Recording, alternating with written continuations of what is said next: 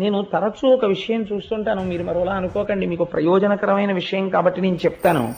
నేను చాలా ఇళ్లలో ఎప్పుడైనా వెడితే పూజా మందిరం చూడండి అంటుంటారు. అంటే వెళ్ళి ఒక నమస్కారం చేసి వస్తాను, వాళ్ళ భక్తి గొప్పది. నేను ఎవరిని విమర్శ చేయట్లేదు, కానీ ఒక విషయం తెలుసుకోండి.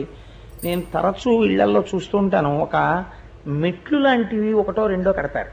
కట్టి దాని మీద ఏమీ ఆచ్ఛాదన ఉండదు, కనీసం ఒక పేపర్ కూడా వెయ్యకుండా దాని మీద ఒక చెక్క కానీ ఒక మంటపం కానీ ఏమీ ఉండకుండా దాని మీద ఈశ్వరమూర్తుల్ని నిలబెడుతుంటారు.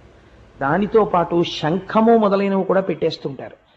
అలాగే యంత్రాలు ఎట్టి పరిస్థితులలోనూ భూమికి తగలడానికి వీల్లేదు. చాలా మంది ఇవాళ మార్కెట్లో సబ్బులు అమ్మినట్టు అమ్మేస్తున్నారు యంత్రాలు. ఎలా అమ్ముతున్నారో వాళ్ళకి తెలియాలి, కొనుక్కునే వాళ్ళకి తెలియాలి. యంత్రాన్ని అందరూ పట్టుకోలేరు, యంత్రాన్ని అందరూ హ్యాండిల్ చేయలేరు. యంత్ర పూజ ఎందుకండి?